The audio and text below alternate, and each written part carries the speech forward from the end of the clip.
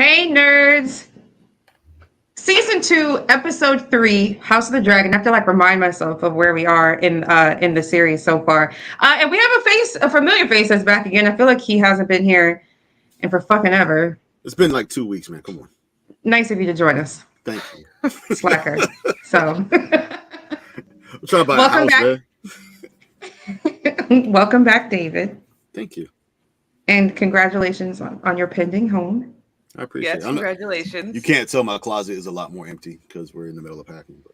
Yeah, I was about to say to get you out of that closet. So Yeah. Congratulations on that also. When's your official get the keys date? I'm hoping the 12th. Okay. Yeah, so next Friday. Yeah. Are you moving far from where you're currently at? It feels like it. Probably not though. No, it's like an hour 15 from where we're at now, but it's about the same distance to work. So Oh. Okay. yeah. It's in the middle of nowhere. No, it's not. Okay. No, it's not. It's Winchester, Virginia. It's not in the middle of nowhere. We'll agree to disagree. It's like moving from Norfolk to Suffolk. Yeah. Yeah. Middle of nowhere.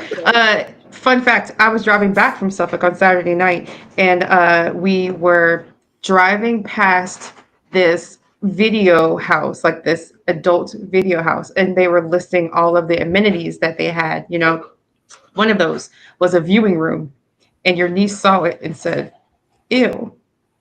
So That's the right response. So just so you know, I feel like that's the clientele, that area that you're about to move to. Because me and your sister already peeped it out, and we already saw something in groceries, and then when you look it up in Google, XXX is right there on the outside. So, you know. Wholesome. But again, congrats. The house is gorgeous. You live 45 seconds from a massage parlor of questionable integrity. They post signs for it outside, like that little breezeway between, like, that separates the highways in front of your house. There's like little signs for it. Well, again, they've moved. Okay. And that's not what we're here to talk about. We're not here to talk about these side activities. We're here to talk about House of the Dragons, Season 2, Episode 3. But before we do, David, I want you to kick us off on what you're drinking tonight. So I am drinking a pretty straightforward Knob Creek 12-year bourbon. Yeah. And then when that runs out, I got some Uncle Nearest, just in case. What is it? Uncle Nearest. Oh, Yeah. nice. Yeah. Nice. Yeah. Saturday, you missed it. We were talking about that. We had family that went to Tennessee, and while they were there, they toured that distillery. Nice. So now I want to go to Tennessee just to tour that. That'd be fun. Yeah. Yeah, I think so too. Mariah, what you got? I'm drinking pink lemonade with rum. Okay. I don't hate that. Like clear rum? Yes. Oh, okay. Okay. I was just making sure.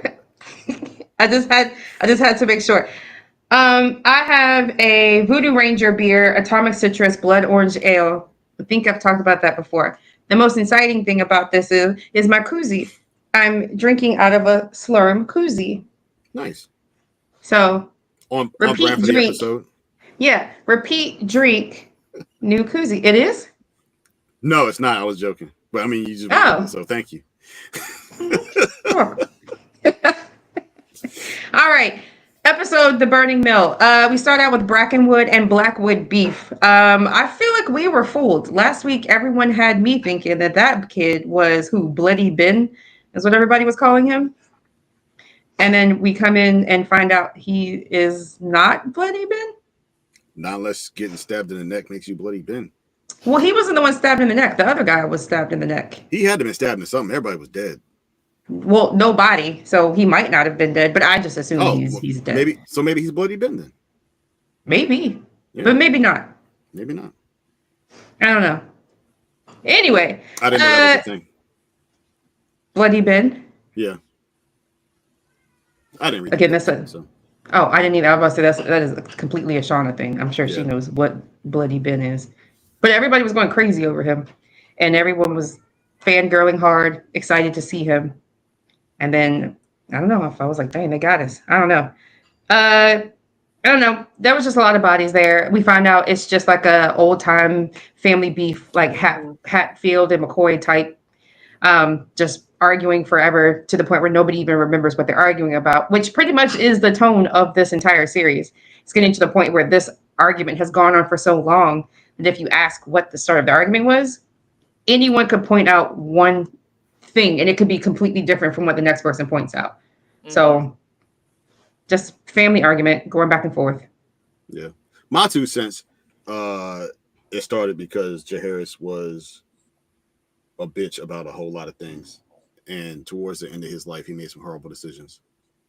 And that's what jumped this whole thing off.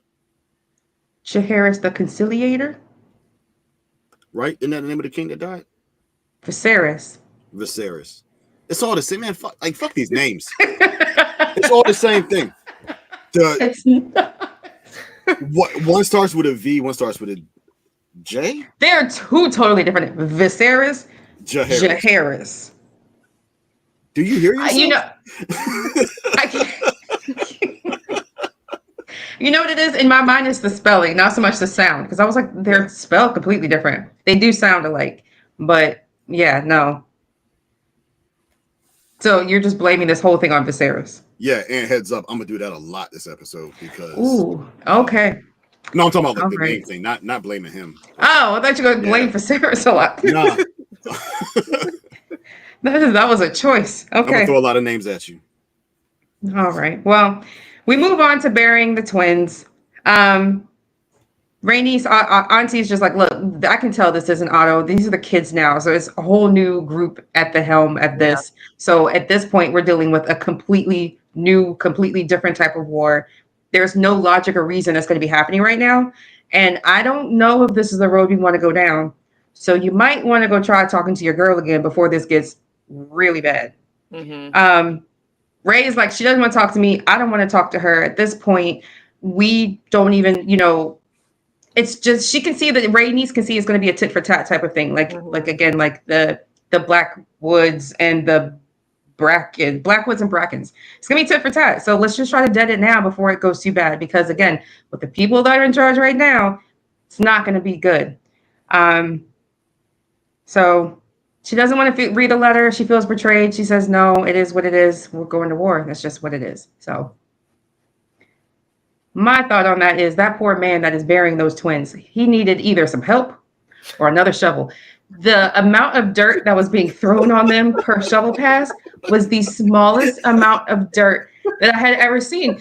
I was like, can he get help? And then it's not like it was all dirt. He was throwing boulders in there. I do not know what type of sediment is on Dragonstone. Stone being in the word lets me know it's not all sand. That was a horrible pile that he was having to bury them on. That's all he could lift. At any point. I was about to say, that looked like a pretty shitty shovel to use for that. Yeah. But also at any point, somebody else could have just came over and just like, hey man, let's just push somebody. This shit into the grave. Someone. I mean, and that's putting the dirt back on. You know how long it probably took me to dig that bitch? No, did you see the rocks that were in that pile? It took me out of the scene a little bit because like the whole time they're talking, I'm like, man, he ain't throwing shit on these bodies. Even at the last scene when we went away, it was like, he's not even filling the shovel up though. He's gonna be there all night doing this. He really is. It was bad. They couldn't get a dragon to just like kick it in. Bury him. I don't know. I was like, yeah, he's gonna be out there all night trying to do that shit. Well, David, we get to your boy looking dumb. It's his first day on his new job. He's hand of the king. My man is stressed out. Good. Yeah. As he should be. He failed up. He failed up as consequences of his actions of failing up. And yeah, is stressed out in his room, like, oh shit, let's get this party started. As soon as he walks out, he encounters some knights who are not prepared for this job. Brand new. He's never even seen them before. Nah, he's seen them before. They're Aegon's friends. They just that's right. Him at all. Yeah, that's why he came down the stairs. He looked at him like, man, you pieces of shit. And they looked at him like, yeah, we're pieces of shit. We'll get up. But there was nothing he could do about it because he can't say shit to him. They're they're the king's best friends, so he just kind of had to like, all right, let me just get to work. Yep. I'm already late. So he goes into the room and then he notices, hey, we got some new guards, and everyone is basically like, yeah, we had to replace the one that we lost. Asshole. David, you weren't here last week. I wasn't. What are your thoughts on that plan? It was a good plan. And here's the thing. It was a good plan because it worked. If Aaron, Eric, yeah, if he had not hesitated at the last second, like, oh,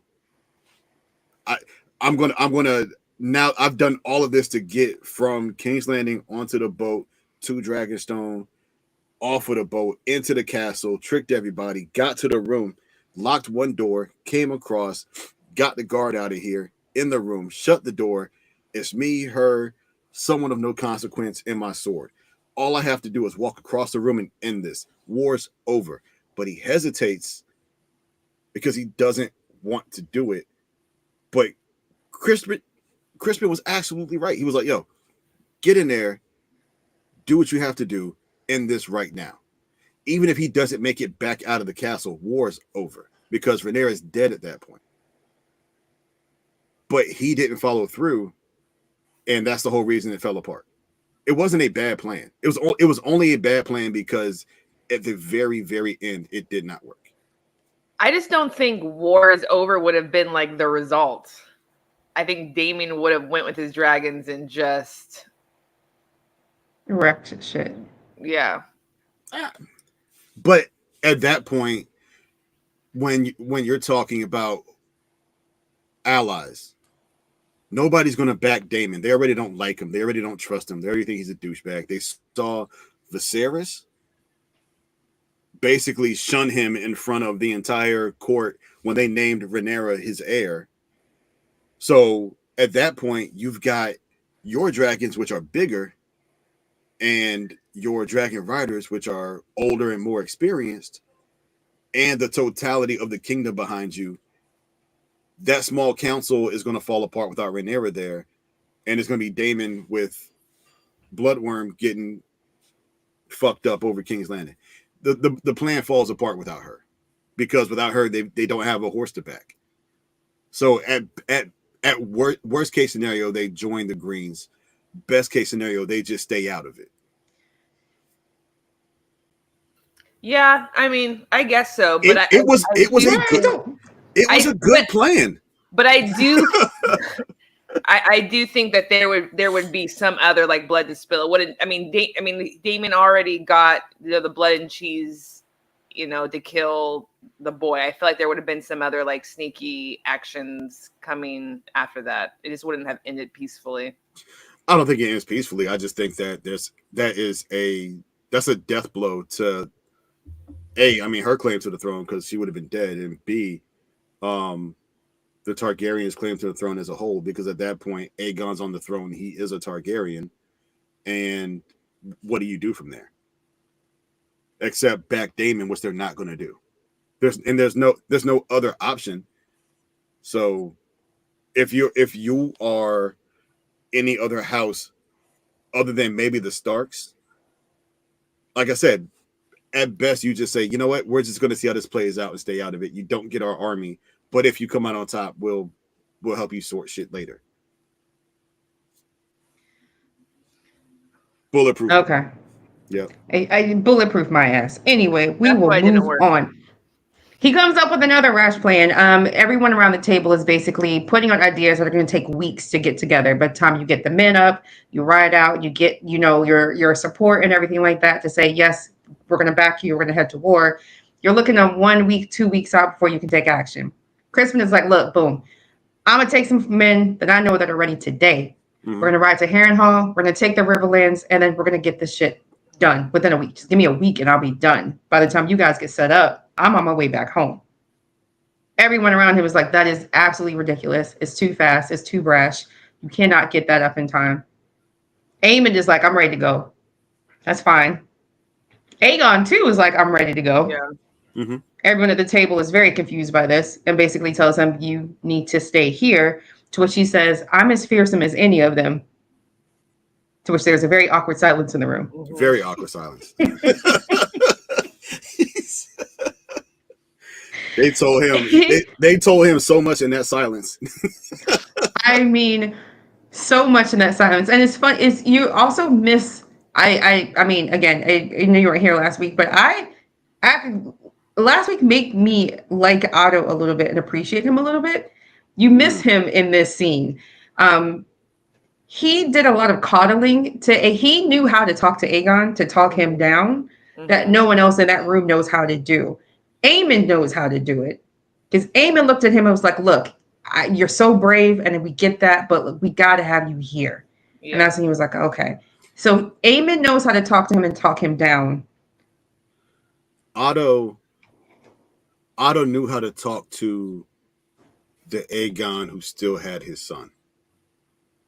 Otto knew how to talk to the Aegon that was having fun and was trying to establish who he was as a king.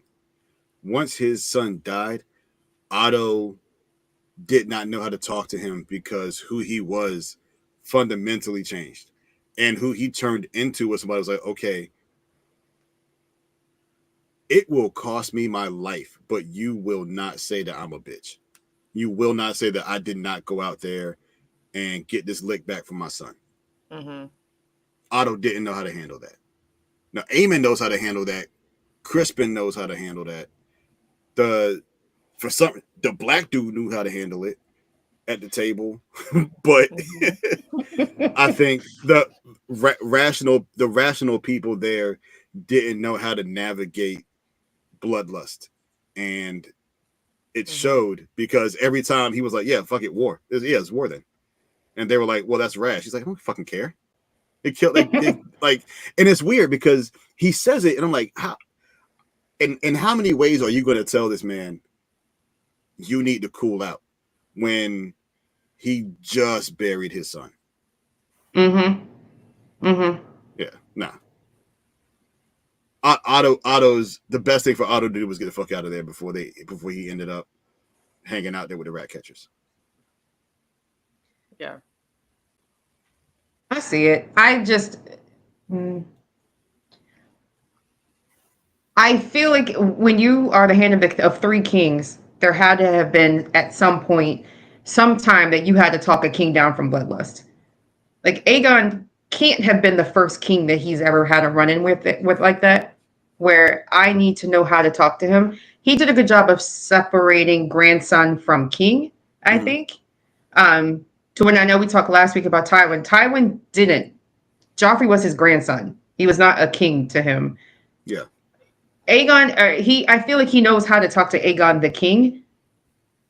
But Aegon did get, like, to your point, Aegon did get to a point where he had to do more talking to him than he did in the past. Mm-hmm. And you could tell that was wearing him down to where he was like, I shouldn't have to talk to you this much.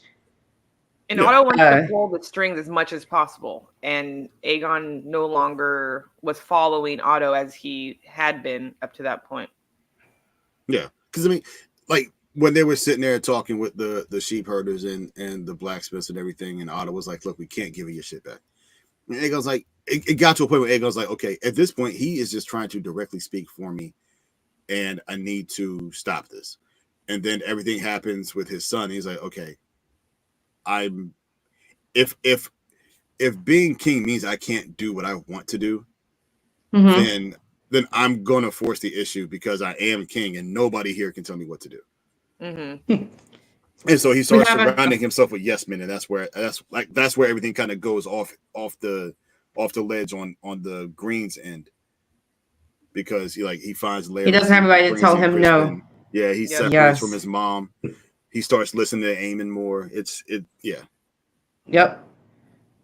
We have a question of, is anyone else wondering why the black people went extinct in Game of Thrones, but they are very present in House of the Dragons? Because Rhaenyra sent them all to die, bro. Rhaenyra found every black person and away. Rhaenyra found every black person she could. She was like, "Hey, look, I just need you to hold this. I need you. I need you. Either I need you by land, I need you by air, or I need you by sea. Literally, all three black people was like, I need you in these three areas. You go here, you're up here, you're over, sail on out. Yeah. And protect me. Figure it out. So if you got any more like you, go ahead and take them with you.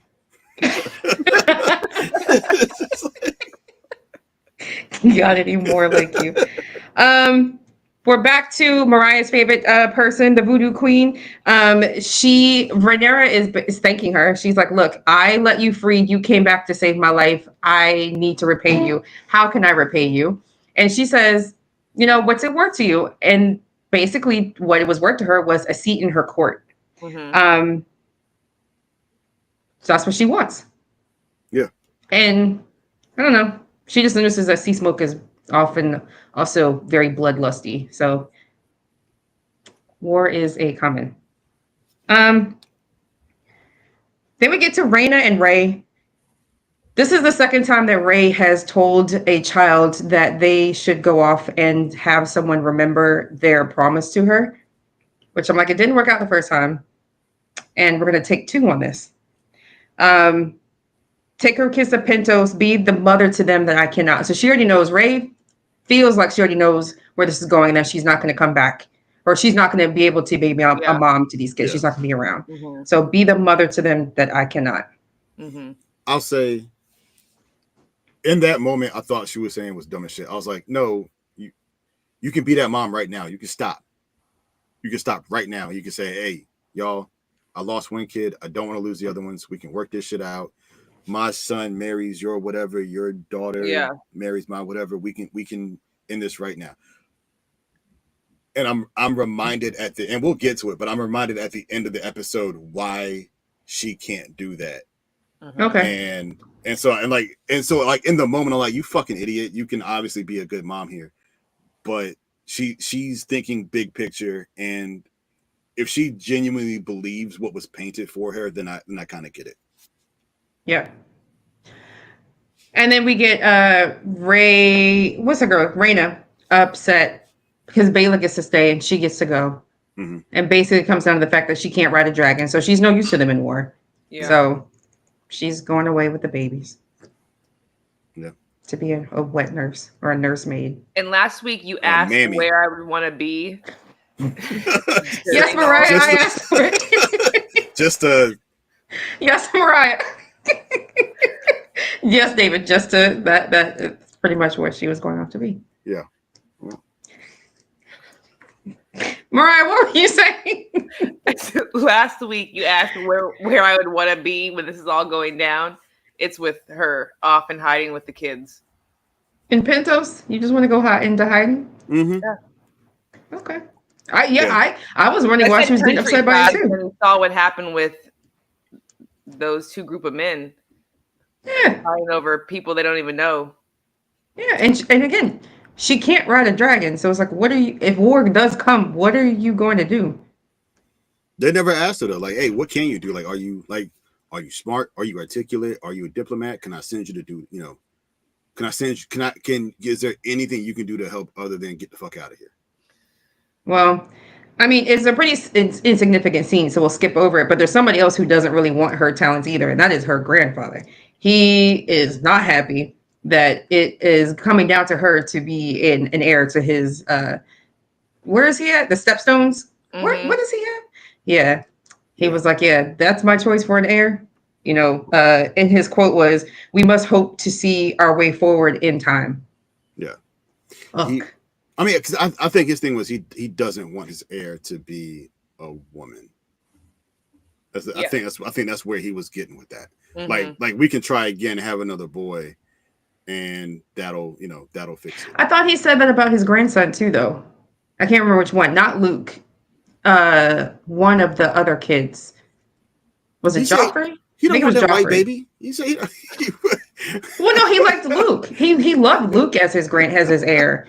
But he doesn't like Joffrey. He was like, Joffrey and Ray, they know nothing of the sea. I don't want either one of them. And she was like, well, Luke didn't really either. But I think that was before when Rhaenyra was like, okay, I'm going to be queen, and B, that was when the stakes weren't where they were. But I think now he's kind of looking at things like, I'm probably going to die, maybe. And this is what I'm leaving. Yeah. I was like, oh, that's tough, man. Damn. So Daemon, quote unquote, takes Harrenhal. He comes into the most depressing place I have ever seen in my life. Mm-hmm. He walks in like he's just some knight in shining armor, walks into the room. They basically just say, okay, hi, you're welcome here. Here's what we have for dinner. Have a seat. And he immediately just demands to be called your grace instead of your prince. Yep. I don't know what to do with that. Because I don't know what to do with that, because I like with the scene that comes next that we're going to talk about, like I genuinely believed him when he told Rhaenyra, like, yo, that shit was a mistake. That was not supposed to happen that way. The baby? Yeah, like when he said it to her. That was not a mistake. I believed it. And then when we'll get to it in a second, so I'm not going to bring it up here, but like everything within him led me to believe, okay, like he genuinely, even if he's not being outward about it, like inside, he genuinely knows, like, yeah, that didn't go the way I wanted it to go. I believe that. He did, but I don't think he wanted it, but he said it. I do believe he said it in the moment, whether it was a high head moment or what, he said it. I don't believe he genuinely meant for it to happen. Yeah. For some reason, he really thought they were going to go into that castle, find Aemon, and kill him. Yeah. I don't think he thought at all that they were going to go in and find a baby asleep in a crib. I don't know. I mean, and there's a part of me that thinks that he didn't think that I don't think that he really genuinely believed that those two were going to be able to kill Aemon. They weren't. No. Because if anything, Daemon is used to a fight, and I think he knows, like that dinner before Viserys died. Like, Daemon, like the way that Aemon started, like, yeah, fuck it, let's go, man. Daemon knows, like, okay, that kid's got some scrap in him. He's not a rat catcher and an overweight guard are not going to be the thing that kills him. But it would have sent a message at least. Yeah, that like, hey, I can touch you. Yeah, we can get to you. Yeah, because that is very personal to have somebody walk into your house and try to kill you. Shakes you up a bit. I don't know why he thinks it would shake up Aemon, because it wouldn't shake up Aemon. If anything, that would further piss him off. Yeah. So maybe that was his intent, to get them to throw the first punch, because Aemon would have come after him. Although Aemon killed. I must say, Aemon already threw it. Yeah, when he killed Luke. Yeah. I felt bad about that. I mean, he says he did. Was that a Habsburg jaw at that table? What in the fuck are you talking about? The Habsburg, isn't it a Habsburg jaw where there was so much incense, where they've got that really pushed out jaw and small mouth? You should Google it. It's a It's a Habsburg jaw. Of that, right? I don't remember seeing at the table. I was just shocked that there was people inside there. There was definitely a Habsburg. Habsburg, not Haps. My bad. Habsburg jaw. That definitely was a Habsburg jaw at that table. You should go back and check that out. That sounds like some white people shit. And then when I Googled it, all I see is white people. So yeah. Well, I mean, it was a specific family that it happened to. So yeah. Oh, can you? If I put this up, can you see this? Look at that nigga. Yeah. It was sitting right at the table. That's why I was like, ugh. It's like a jump scare. They got one black dude up here with one. It looks like French Montana. That is unfortunate. That's not great. Okay. Well, we find out that Larys has a name around there, Larys Clubfoot, and he is not welcome there because he killed my man's nephew in a fire, which fire hasn't been anywhere near Harrenhal since Balerion came and just burnt shit down to the ground. So no way it was an accident. It absolutely was him. He's not welcome there. End of story. They back Queen Rhaenyra 100%. They made no attempt. Like, 2. and I mean, I guess it's been what a few weeks since it burned down. Because like I'm trying to play it between the end of season 1, beginning of season 2, and they kind of give you clues on how much time has passed. Like sometimes I'll say weeks for some things, and a couple of days for other things. And at first I was like, God damn, they did nothing to fix this place. But I guess really it's only been like a week or two since it burned down. The whole thing burned down? Well, since Lara set it on fire. I just thought one little section. Nah, like but you're right, maybe. Yeah, because Damon's walking. He's like, what in the fuck? like all the banners are still up, half burned and charred and shit. They was like, y'all made no attempt. Y'all didn't even try.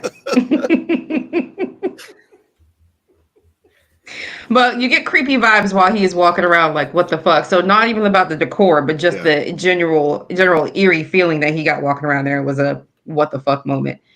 Well, we're back out in the streets. Crispin and company are ready to march. Crispin meets Gwen, spelled Gwen, I don't know, Hightower, brother to Alicent. Mm-hmm. Although at times they seemed a little more than brother or sister, sibling type of romance feel going on. I don't know. It was weird, but I don't know. He immediately has a grudge against Crispin because he's like, imagine me coming in after being 3 months on the road to see my father, and I get here and my dad isn't here, and there's a brand new king of the hand appointed who knows nothing about being a king, a hand to the king. Yeah. And Crispin looked at him like, what the fuck you want me to say, man? But he also looked at him from a position of, I could tell you I'm knocking your sister down right now, but I'm not going to say it. And then once Gwen has a little piece, and he was like, hey, let me get that little titty cloth you got. She pulled that shit out. I love how we're calling him Gwen. I know that man's name is not Gwen, but that is how it's spelled. We've been calling this nigga Crispin for a season and a half. It's fine. But didn't somebody on the show call him Crispin? No, you said it last. Crispin. You said it last season. We just. I could have sworn someone on the show called him Crispin. Oh, nope. Damn! I'm not sorry. I'm not sorry. There are times when I'm talking, I'm about to call him Christian, and I'm like, they won't know who I'm talking about. So. I'd be like, who? I would have thought you got the name wrong again. I'm like, David, his name is Crispin. He got challenged. He was like, let me handle that real quick. He was like, hey, I want your favor. And he did it right in front of her, right in front of Gwen. And he knew she wasn't going to say no, because I think that power dynamic has shifted a little bit. So she was like, fine. I'm mad at you, but here. And he ain't like that. The way she handed it to him almost looked like there was something in there. Like she handed it to him like how sometimes your grandma hands you money, like real tight. Yeah. So it nothing falls out. So I was like, did she put drugs in there for him or something? It looked like she was slipping him something. I can only imagine with those two. Yeah, I'm about to say I can only imagine with those two. Yeah. And then I saw on Twitter, Larys is actually on the stairs watching the two of them. So missed that. Yeah, I missed that one too. Okay. He's always around. I feel like every time they're doing something out in the streets or out of the castle, I'm always trying to look in the background to see him, because I'm like, I know his ass is around here somewhere. How does he get around so well on that fucking foot? He's very mobile. I know he just walks. I get it. And I know what you're about to say, David. But it just feels like he is always up and around on that fucking foot. He's just on the move 24/7. He's not like ambulatory. He can get it. He gets around very well and very quick. I don't know. I just feel like it's a little too quick sometimes. But I guess you have to be. Wait, whoa.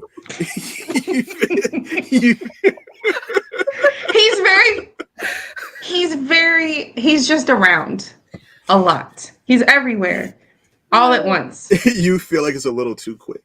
He's everywhere all at once. I don't know. Well, that's great. Now we're at a council meeting in Dragonstone. They haven't heard anything from King's Landing. Nobody's moving. Nothing is happening. It's way too quiet. So her council wants to act now. They're like, we got to act now. We got to act fast. Yep. Not just that. We haven't heard from Daemon. And here's the real thing. We want you to go into hiding and we'll stay here and take care of everything. Yeah. And it got real and real fast in that room when that came out, boy. That was the dumbest shit I heard in my life. I couldn't believe they tried that shit. They really did. I cannot. They tried to smile and put a spin on it to make it sound like, we'll keep you safe and you just go off and then we'll stay here. The men will stay here and do the protecting and the war and the fighting while you just go off and rest your pretty little feet. Don't worry your pretty little head. We got it. Yep. Oh, yeah. Nah, she shut that shit down fast. And not just her. The other woman in the room, Rhaenys, put them in check real quick, too. Yeah. And let them know, hey, remember whose crown she's wearing? This crown was who this belonged to, outlasted a lot of these kings. So it would do you well to remember that. Losers. Sure. I was just calling them names. You're good. No, I'm just saying, like, what's the point of saying that she's not him? Like, that crown is a piece of metal. Just because they put it on her head doesn't mean that she got his ability to be diplomatic or make great decisions. So, I mean, I completely understand why they said that. Like, hey, why don't you, fuck out of here and let us handle this? Because it's being handled poorly. And it's been handled poorly from the very beginning. And these guys are like, hey, man, look, we came over here. We're in this cold, big-ass castle away from King's Landing to help you. And you are fucking up. And you keep fucking up. And you can't just keep fucking up and saying, but I'm a mother. At some point, we're going to have to try to figure out a way to actually win this shit. So maybe the best thing for you to do is stop making decisions because everyone you make is terrible. I understand where they're coming from. They just approached it in the worst possible way. Yeah, I was about to say, if that's what they were trying to say, that's not what they said. Not because you can't say that to her. I mean, they didn't even say anything. Say it. They didn't say anything even remotely close. I feel like it was just, we need your dragons. We need them now. We got to stop them. Let's go. Mm-hmm. She was like, okay, just hold on. Just let me think. Because she doesn't want to do that. She knows what that's going to do. Yeah. So, because she's already told Daemon, I don't want to rule over ashes. I want to rule over people. Mm-hmm. So she's trying to do it in a way where she can still get the love of people, get them to see that you have my throne. I just want my throne. I don't even want this war. I just want my throne back. And let me rule like I was supposed to. So she's just trying not to go to war. Mm-hmm. We already talked about the Corlys and the Rhaenys section. So then we get Rhaena leaving with the dragons and the boys. Rhaena is, I mean, absolutely livid that they're sending her away. Baela tries to calm her down, make a joke, and she's just like, it's not funny that you get to stay here and I don't, because I don't have a dragon. Rhaenyra looks at her and says, look, should all come to ruin here, you will bear the hope for our future. Because not only is she sending off boys, she's sending off dragon eggs. So she really is, she doesn't know it yet, but she really is walking away with the future of their family and their house. Their family. Oh, yeah, her family. Yeah. You're right. Yeah, no, she has the most important job. So she has the most important job. For a family that's not hers. You're absolutely right. For Rhaenyra's family. Yep. Mm-hmm. It's basically sending her away from her father and everyone that she cares about to go raise these two little kids that she doesn't have. Three little kids. I'm sorry, 3 little kids. Mm-hmm. And they're like, yeah, man, hey, this is for the greater good, but it's not for her greater good. It's for Rhaenyra. The greater good. Yeah. Who again, who at the end of this episode, you're reminded, oh yeah, like what she's doing is really fucking important. This is the time to tell them what you know. Like, this is the time to tell them why we're actually doing all of this and not just this feel good. Well, I belong on the throne. My father told me that no, that's not really why you're doing this. Was that how she sounds? That was my British accent. Yeah. And just a little bit of clarity would have helped. Probably. If you're telling somebody, hey, you're exiled. A little bit of clarity. I know it's funny because I didn't see it as being exiled, but I guess she would see it as that. She's being sent away. When you Because are to me, getting, when you're exiled, that means you can't come back. She, I guess, could come back it wouldn't when be everything is What? calmed down. I don't know. I'm just saying when if this is all over, all goes well, she can come home. Because to me, if you're exiled, there's no coming back. You're out. that's true. Only if all goes well, because if it doesn't go well, she's gonna stay wherever. Yeah. You're there until for God knows how long. Yeah. Yeah. No, I get that. But yes, I didn't think about it of the fact of that she's being sent off for someone else's cause, not herself. Yeah, I did think about it that way.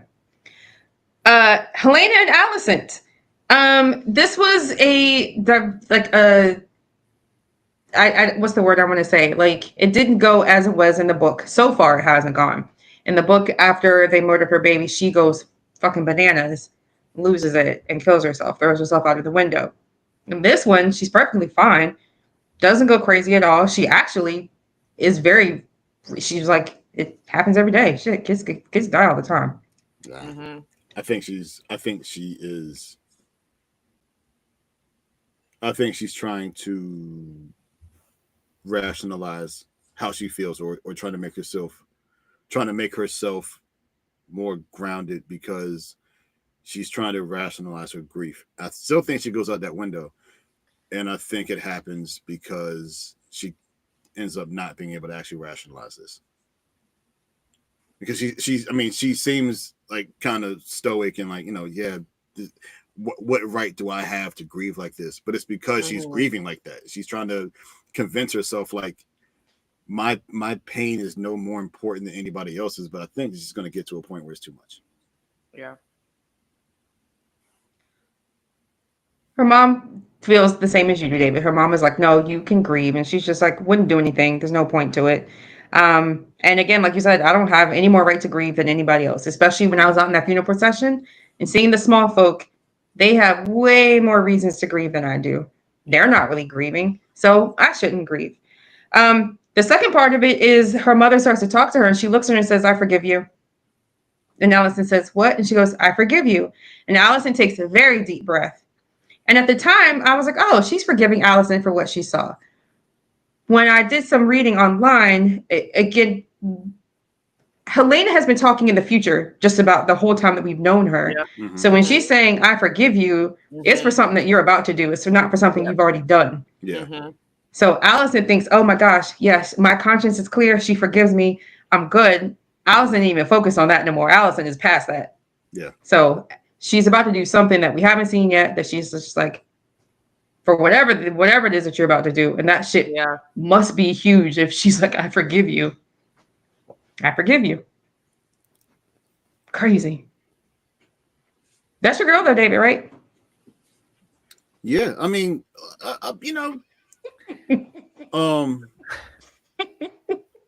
she had a great first half. Mm-hmm.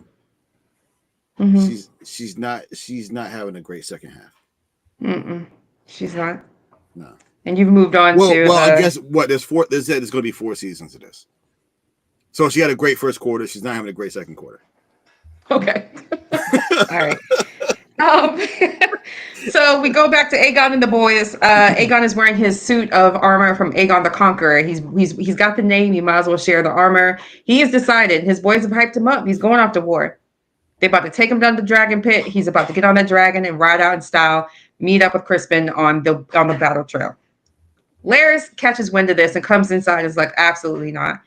Streets are saying that, one of two things, but the second thing that they're saying is awful. That as soon as you go out to war, and your council, your court has put you up to this, as soon as you go out to war, she comes in and takes over the throne because you've left it vacant. Mm-hmm. You can't have that, right? So you got to stay here. So he has successfully talked Aegon into staying at home. And then Aegon also realizes that, hey, I need someone like you. My dad didn't have any need for a master of whisperers. Yeah. But I would like to have one. So if you're up for it, I need you. To which Larys is like on it and says, you honor me. Yeah. So Larys, not. Mm-hmm.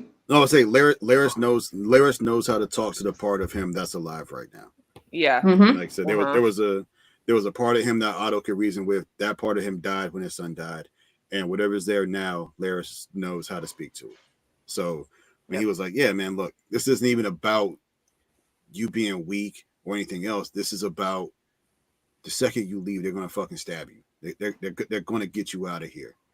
Mm-hmm. So listen to me. Stay in the seat of power. Don't concede anything. Do exactly what you're doing right now. Just do it from here."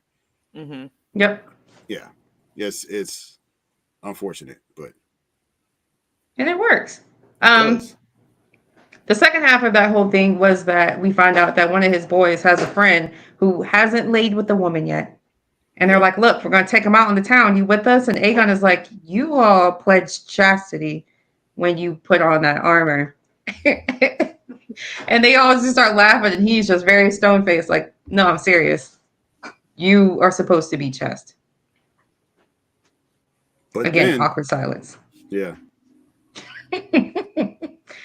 But then, so yeah, then we get Ulf in the tavern. He's disclosing to anybody or his boys at the table that he's a Targaryen, half brother to Daemon and Viserys, and very loudly at the worst time announces that, you know, Jaehaerys also doesn't have silver hair and he is the legit heir to the throne. That, you know, that should be his throne. At that very moment, door flies open. Aegon and the crew walks in, and then someone whispers, "Oh, here goes your nephew right now. You want to tell him?" This motherfucker is the first one to jump up and yell, "All hail the king!" He said, "Not today." Not today. All hail the king. Yep. And then breathe a very big sigh of relief when Aegon and his crew just walk past him to their little VIP table, and start their night. Yep. Festivities. Boy. Do we want to talk about that, right? I mean, not all of them, but we can just skip that first half, get to the second half. There's nothing to say about the first half. I was not expecting that we would have to see that again. I thought we saw Aemon once, curled up, fetal position. Like, that was the one scene. Like, we were not going to have to revisit that. They said, you know what you missed out on the first time? Dick and balls. So we're going to give it to you. And they told him to stand up.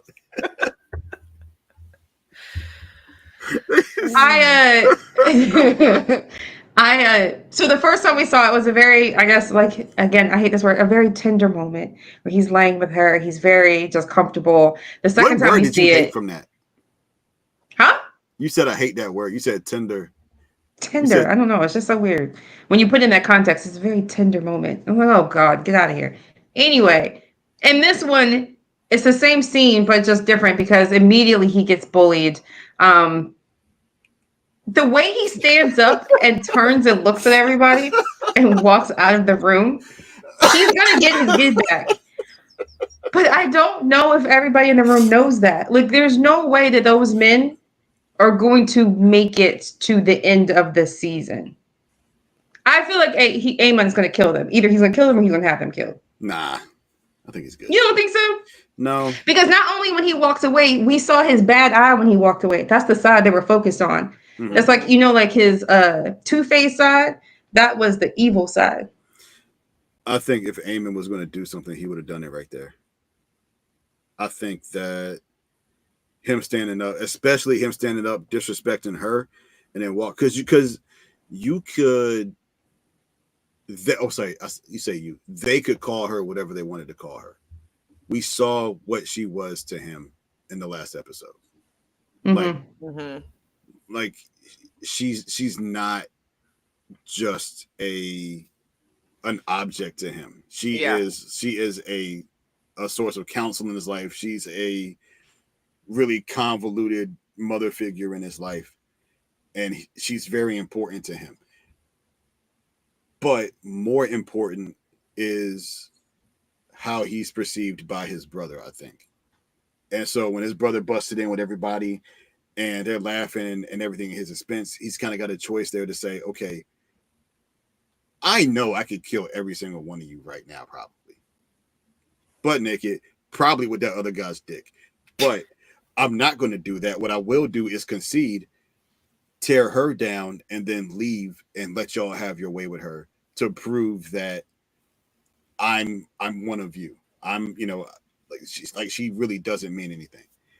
So maybe he breaks later, but I don't think he's like formulating some revenge plot in his head right now.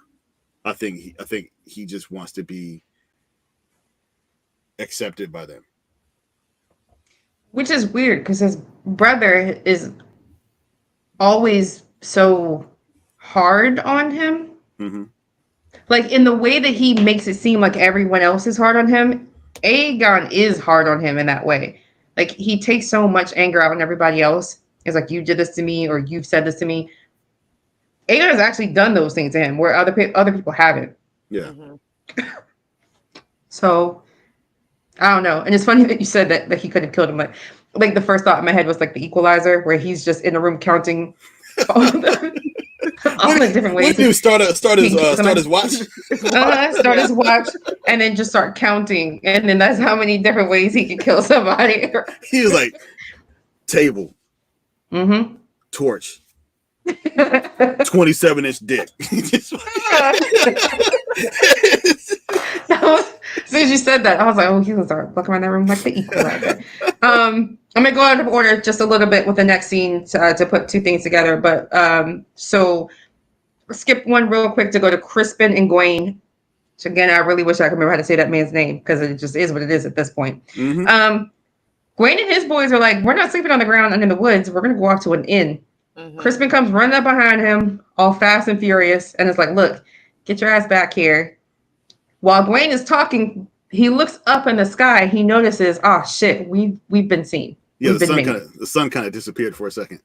Oh man, it sure did. And it's funny because you're riding around and you see Baela up on top of Moondancer, and Moondancer squeals. And the captions even say Moondancer squeals. As soon as she squeals, Baela's like, oh shit. So Moondancer was like, hey girl, look. Yeah. So she looks down and sees the silver, and it goes down to engage. Mm-hmm. To this point where they're just like, look, no more. We're gonna stay up. We're going at night under trees. You listen to me now. It is what it is. And Gwaine is just like, I owe everything to you now. So at least it makes it listen to him, I guess. Yeah. I don't know where Crispin got that funky ass haircut from. Why did this happen? Was that there last week? This hair? They have scissors, knives, and nothing else. What do you want in his hair? He didn't have his hair in the last season. It freaks me out when them niggas have buzz cuts and shit. Like who's buzzing that?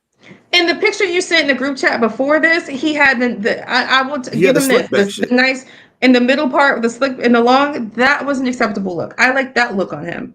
I don't know what this new. He's out the battle now, so he doesn't. What movie is it with Jim Carrey? Is it Dumb and Dumber?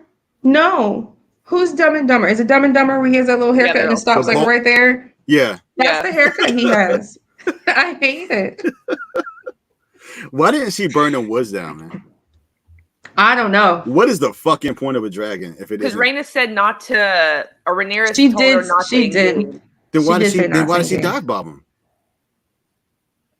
Maybe to scare him, to feel like she was doing something or she was taking her part. Also to let you know I could have gotten you. Yeah. Bad decisions all around. I mean, she's a teenage girl. Yeah, but if she had just stayed up there and been cool, they wouldn't have known she was there at all. Would she have known that was them? Probably not. But I mean, at that point, now they know you're out. You know they're out. Yeah. Fucking do it. Yeah, she should have just flamed the whole area. The Hand of the King and Alicent's brother could be dead right now if you were just committed. A lot of people half-stepping. Okay.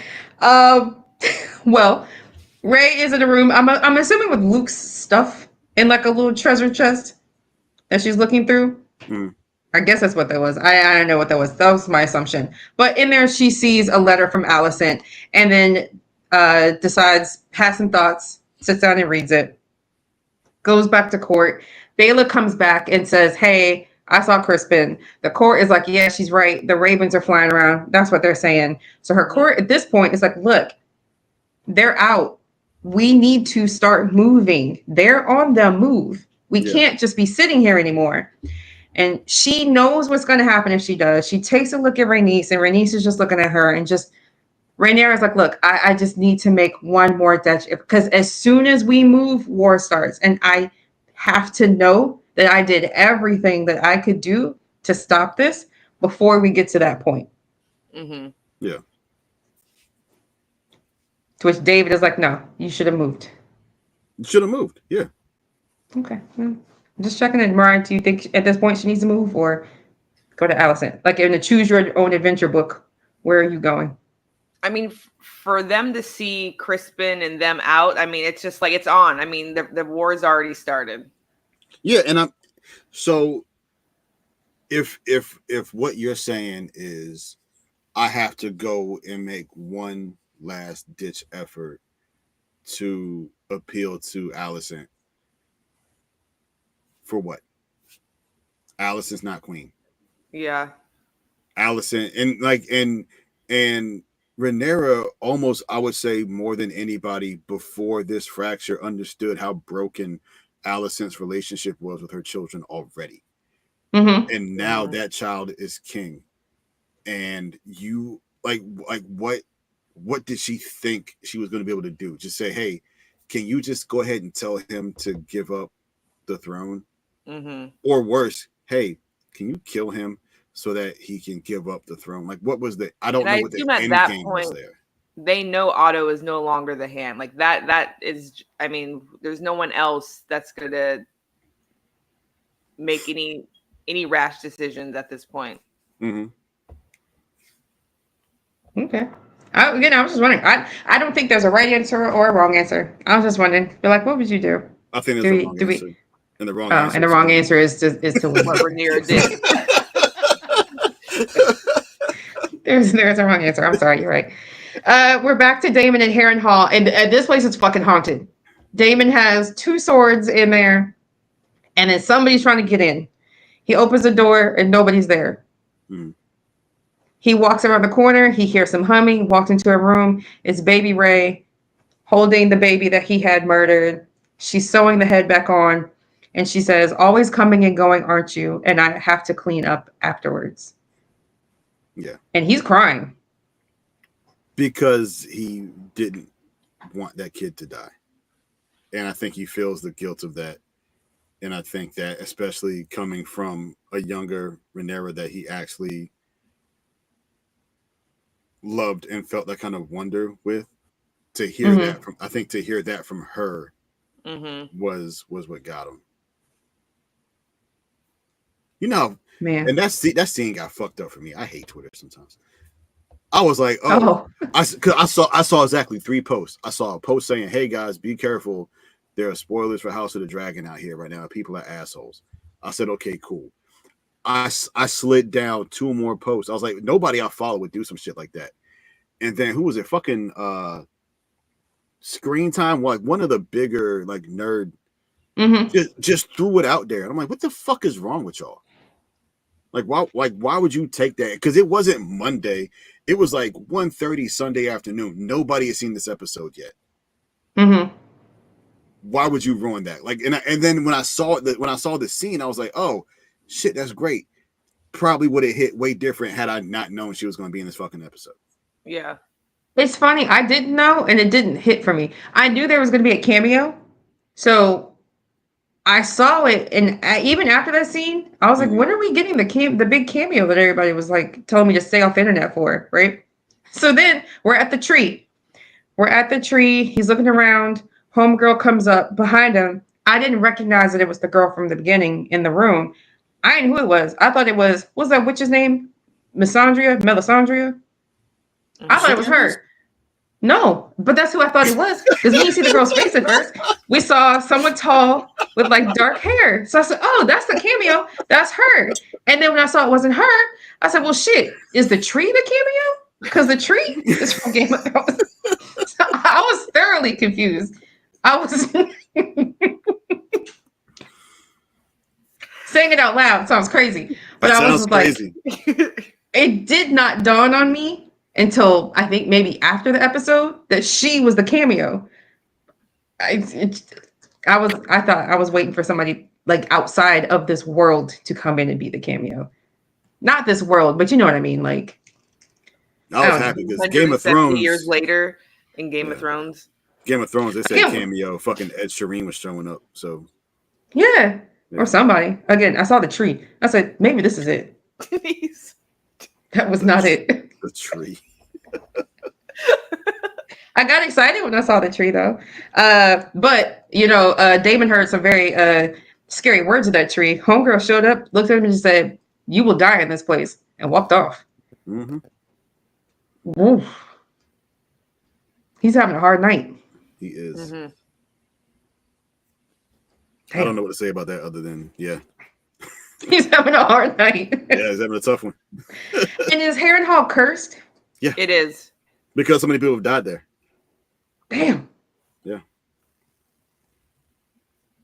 It was like built on the backs of slaves and immediately burned down.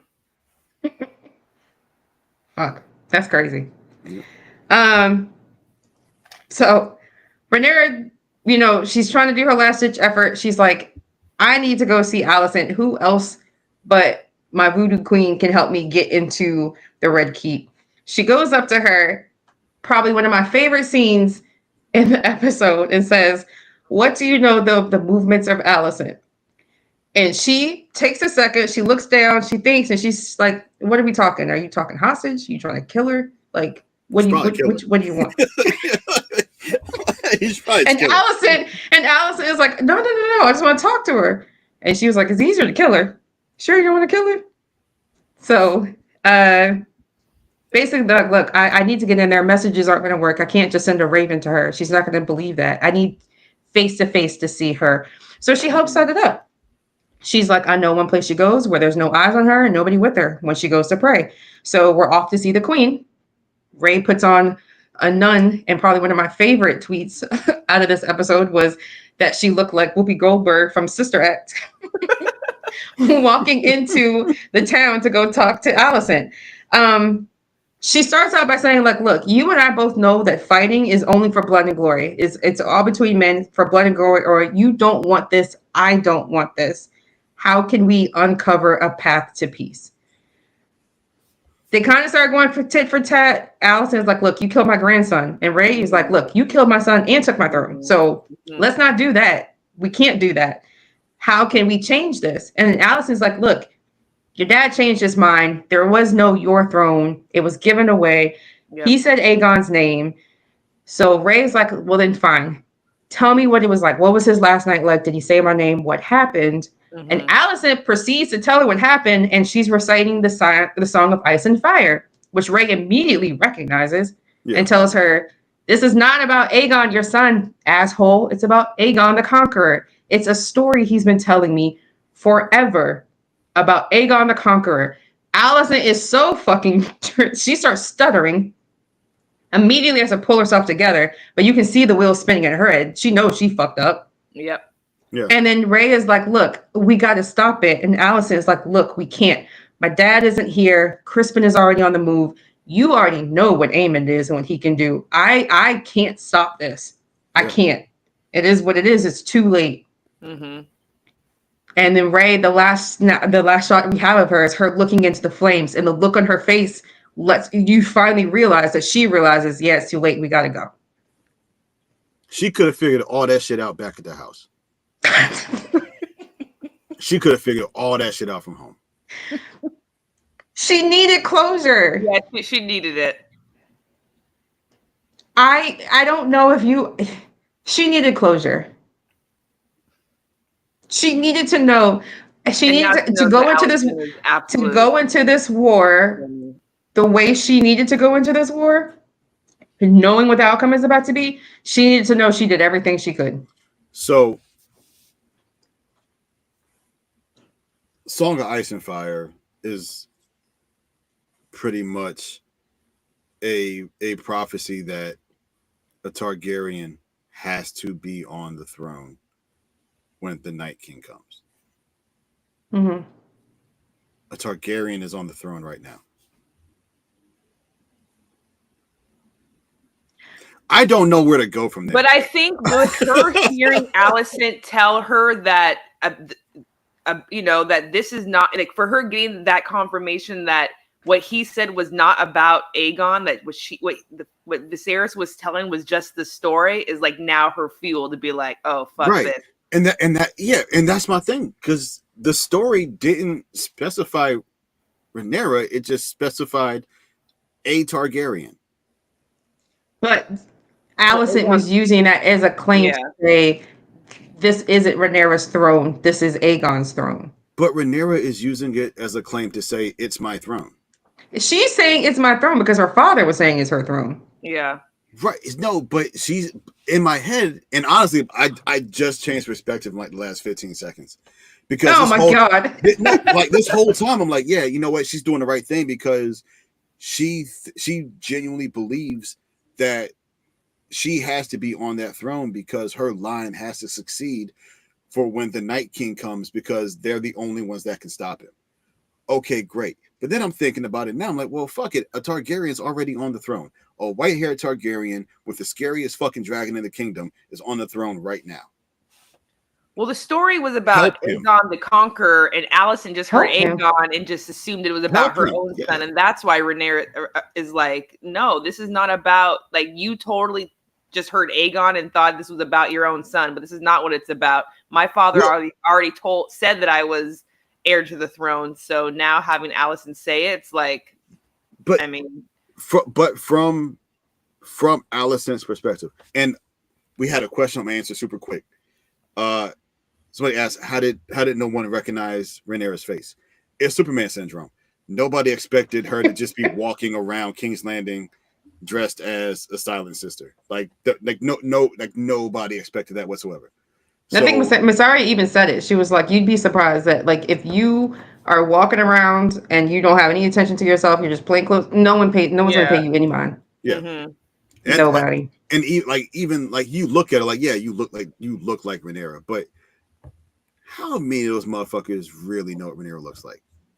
Like, no, there's no TV, there's no, maybe there's a picture of her or two, like a drawing somebody did, but to see her in real life just walking by you, I don't my worry, and this may happen in the next episode, I'm not sure, was like, Larys has eyes everywhere. So my worry was that Larys has some eyes somewhere to see that, hey, she's here. Yeah.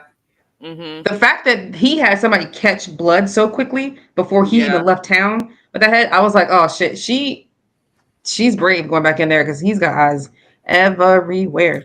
She's not. I mean, maybe I won't make any more comments about how ambulatory he is on that, but because David seems to not appreciate that. But I would just say he's everywhere. Either he's everywhere, he has people everywhere. So yeah. So no, she's like, I mean, at this point, I've tried everything. Alicent is trying to keep it all together. She's panicking. She knows she fucked up. Mm-hmm. So she's just like, look, I mean, it is what it is. It's too late at this point. I can't undo it. Everything's in motion. I'm sorry. She's not gonna say I'm sorry, but it is what it is. Yep.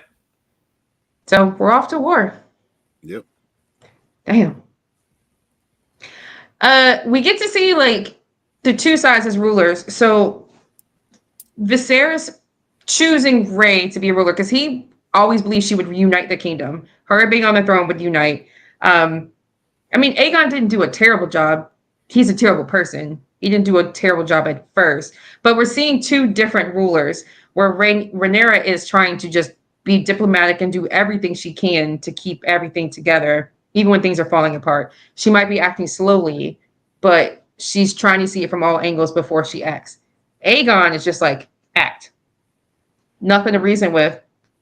Why are we still talking? Why haven't we acted yet? We're about action over here. So you see two totally different rulers. I wish I could take parts of them and put them into one person. I know Viserys used to get shit for being such a thoughtful thinker versus an actor. So she definitely got that from her dad, where Aegon didn't. But I don't know.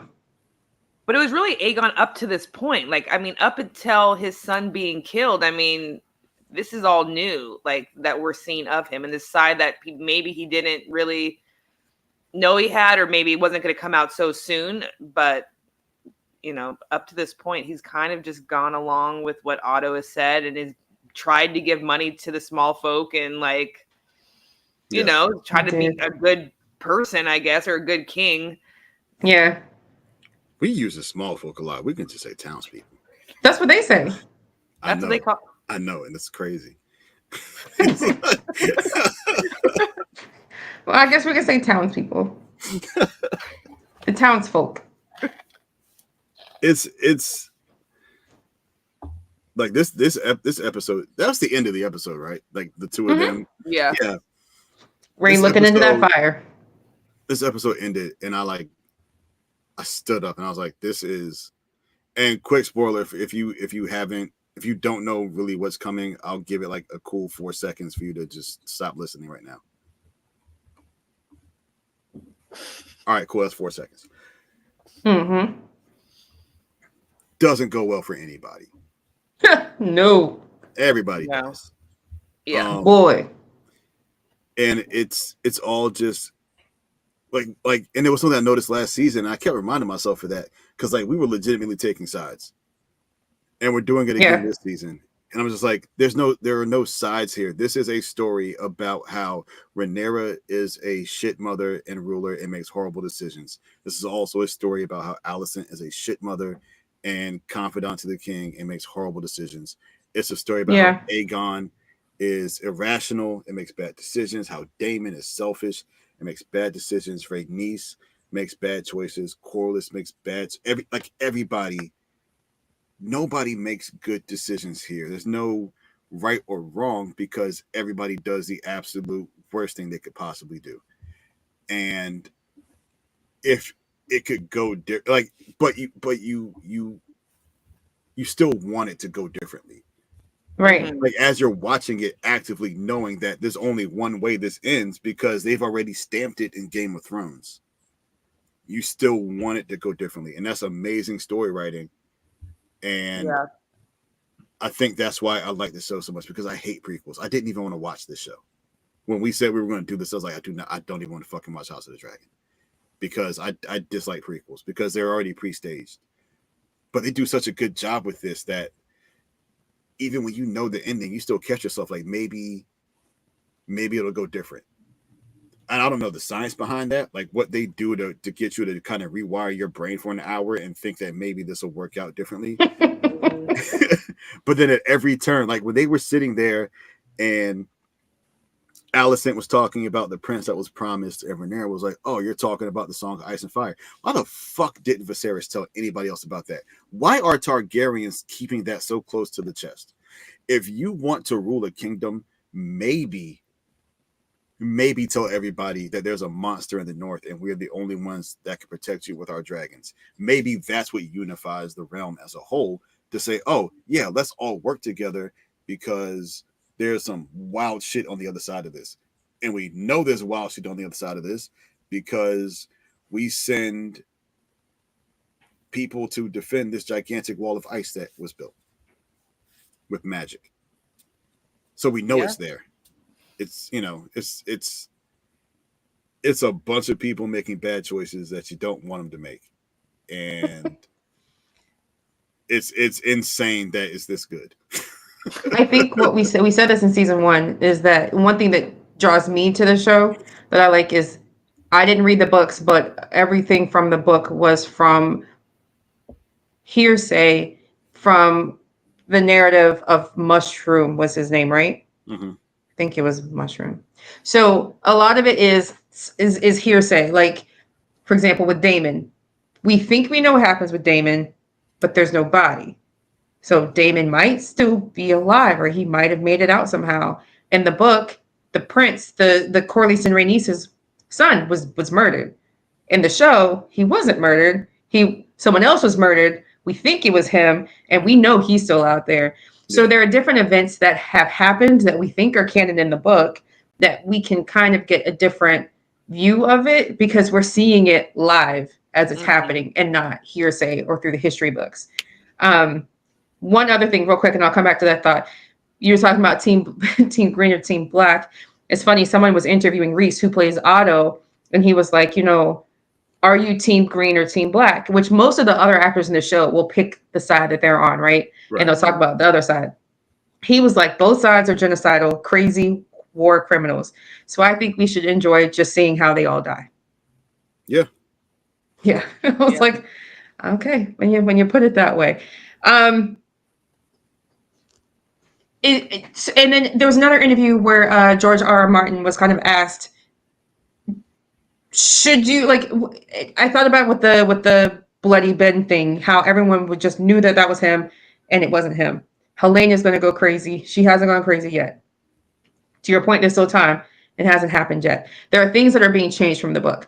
So they're like, does it make you upset when the show seems to go away from book canon?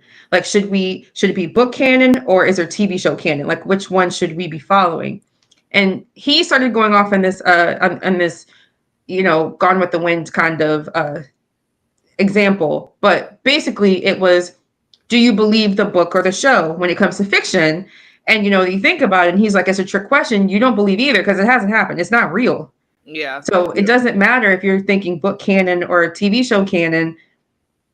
Just sit back and enjoy the show. It's fucking fake. Yeah. Mm-hmm. So don't get upset if I write something and it hasn't happened yet. I mean, it is what it is. He doesn't have creative control over anything that happens here. He's got creative influence. So he's there. He's giving his input. He's saying what he thinks makes sense, what wouldn't make sense. Characters he thinks should be used. But at the end of the day, they're going to do what they want to do. Mm-hmm. Where he has said, hey, I think you should do this. And then, they just slide him some more money. And it is what it is. Hollywood's going to do what they want to do. Focus groups, testing, whatever they think will get us in front of that TV show at the end of the day. That's the story they're going to go with. So, I don't know. I like that we are slowly moving away from the books, kind of. I wish that a lot of it wasn't put in Game of Thrones, like you said, David, so that we don't know certain things or certain things that we know are going to happen. But here we are. So at least they're doing it in a very entertaining way. Yeah. They're doing it entertaining. I just want the dragons to come out of this. They don't. I recently discovered that people, like, there are some people that can't see pictures in their head. Mm-hmm.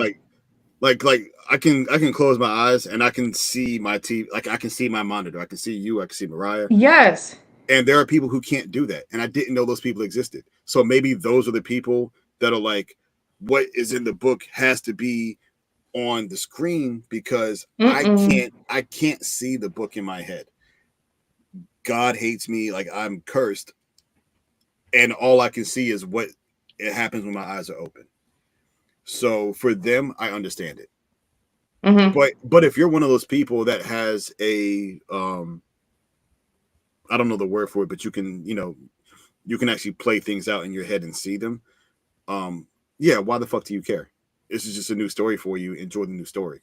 For the people who can't see stuff in their heads, I'm sorry they've changed it for you, but I mean, they're changing it for the better, I think. It's not like I can't off the top of my head think of something that was changed for the worse. I'm sure there's something that's escaping me at this very second. I think that blood and cheese thing was better in the book. Did they though, like when this was being made or this came out? I mean, did they say that it was going to closely follow the books, or did they say this was going to be like a loose?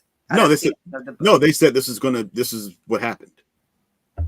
So I think if you read the books, like truly read the books through, like before this was announced or this came out, and then they said that it was going to be following the books, and now it's not. I mean, I can see where people may be getting upset with. Now this is like a loose adaptation when it wasn't supposed to be, and they're expecting these things to be happening in order that they read it. And at the same time, I think I would imagine that if you read the books and if you read that book and understood that book was written by who could be a dishonest narrator, that you would want to know what really happened. Right. Yeah. So, I again still think that was a genius way to write this book. I love that, and it Yeah. kind of makes me want to read the book now. But those are some long books, and I don't have time. So here I am watching it like everyone else. I can't. I can't. Someone gifted me the first book. You had it for the longest time. I don't even think you read it. You eventually gave up and gave it back to me, right? The Game of Thrones first book, the paperback. Maybe. You had it for years. I think, yeah. You had it for years, and then right before I moved out of San Diego, you gave it back to me. You're like, "Here, I give up. I'm here." So, I would love to read these books. She said, "Get this shit out of Take it back state. to Virginia. I don't want to see it." Ain't no way you be gifting this shit." Vanessa loves it. She will read. She has watched. She called as soon as we finished episode 1, season 1. She turned Game of Thrones back on. She said it's her comfort show. She is on her 4th viewing of it, and she's reading the books. So she loves this universe, this world. That's crazy. So I was about Denise and I watched it on the same day. I was about a half hour ahead of her, I think, on the show. Mm-hmm. And I got to that part when it got to the brothel, and I was like, "Yo, turn it off. I'm warning Don't watch you." it with her. And she was like, "Oh, I'm sitting here watching with Denise." I was like, "No, get my niece out of the room, bro." Yeah, well, your niece is legally an adult. I shut the blinds in case some poor child was walking by at that moment. Man, I don't know if the blinds did it. Probably not. That was ridiculous. Anyway, yeah. So yeah, they miss Otto. Otto is missed. I don't know where he is, off in the wind right now. So I guess we'll see him next week. But yeah, war is coming. Yep. It is what it is. Yep. Damn. How do you feel about the episode? Thumbs up, thumbs down? We like it? I like that. Yeah, good. Yeah. Okay. I think nice. I think they said we can do this the right way, or we can just jam action into every fucking episode. And I think this is having this being a narrative driven episode, a character driven one, where they really focused on relationships and how they're starting to fracture. I think it's going to pay off a lot in the end. You didn't see that you had the very beginning where you see the aftermath of the battle. They're like, "No, we're not going to show you the fucking battle. We don't have time for that." Yeah. I think this episode did what it needed to do as far as driving the narrative, and it gave everybody a chance to act, except for Corlys. It gave Corlys a chance to show that maybe he's not the best actor. Corlys just seems like the uncle that nobody really wants around. Like, he talks, I'm just like, I fucking hate you, man. Like, I understand. Like, I hate Corlys. Yeah, man, he got bitch nigga written all over him. All over him. Okay. My man Alan was like, "Yo, I don't want to be nowhere near this dude. Fucking, I don't know what it is. I don't like him." So who's Alan? His brother? Nah, that black dude they be following around, trying to. I don't know how they're planning on weaving him into the story. The dude that pulled Corlys out of the water. Oh. Yeah, I don't know what's going on with that. Him, and then who's the other motherfucker? The blacksmith that went and saw Aegon that day, and then went home, and his wife was like making the stew and shit in the last episode. Oh, I think you're another black person. He wasn't black. I don't remember his name. Yeah, no, I'm like, what do they have to do with this? Because it's almost like they're not spending enough time on it to really get you to focus. But it's like, why are we here? I feel like they're really trying to drive home the fact that the small folk or the townsfolk are getting restless, and this really is hitting them hard. The things that they have to do to get chicken and how much more expensive it's going to be, and they're playing to it because I mean we're saying the same thing. You're like, me personally. I went grocery shopping the other day and I was like, why the fuck is everything so expensive right now? So the fact that someone else right now has to walk 2 hours to get a chicken and it costs 3 times as much That's crazy. And they know war is coming. Like they've heard the whispers. I mean, they know that something's coming, and so they need to prepare. However, they prepare. That might be the thing. That might be that what they're building is that situation to where they're like, you know what? Fuck you. It's not my war. Like, really, fuck both of y'all. Like, when are the Baratheons coming? Yeah, it's not my war. It's your war. I'm trying to feed myself. I'm not trying to feed you on the throne. I'm trying to feed my family. So, nah. Get this out of here. Get your war out of here. I don't have any final thoughts. I don't know if anybody else does. I thought it was a good episode. I saw someone online, no spoilers, said that episode 4 is one of the best episodes in TV that they've seen. So, who said it? I don't know. I just saw it. You know something that is, I will tell you, something is helping me. I saw a tweet and they remember how we saw it? Denise is like Laris. Denise said, "Yeah, hey, look, I can't tell you who." The streets are saying. The streets are saying that it's a really good episode. Episode 4 gonna be it. But because I'm trying to mentally prepare myself for dragon deaths, and if anyone else out there needs to also mentally prepare for this, the scene where we saw the part of the wing and then Luke's cape, I actually saw it being made in a VX room, and it did wonders for me to see the dragon wing on a table and people painting it. It could have really is fake. Huh? They could have baby's head off. You ain't spend nearly as much time. Yeah. Okay, you don't have to explain yourself. We didn't see the baby's head. You saw it sew back onto his body. Yeah, it was. That looked fake. Did you see that? Yeah. Yeah. That looks awfully fake. And for good reason, because I don't want that to look real. CGI, so I mean. But I mean, the dragons look pretty real. The dog is also a hero story too. The dog was a homeless dog on the road, on the side of the street that they took. Not them. He's an actor dog. The dog that they kicked. Yeah, he was a homeless dog on the side of the road in the streets of Cyprus, suffering from malnourishment. Before Hollywood took him in and trained him. He's been in other films and movies. So they kidnapped him from Cyprus and forced him to act in these shows. Do not make him sound like a victim. He's living his best life right now. Told you he was malnourished. He may have been fine. I bet he was. They just said, "Oh yeah, I'm this just saying, smart as shit." I say all that to say, we just got to start getting in our heads now that the dragons are going. Yeah, we also have to keep in our heads the dragons are not real; they're fictional beings, and every dragon you see die in this show, is a result of bad decision. Technology. Well, I mean, yeah, but practically, because they're not real.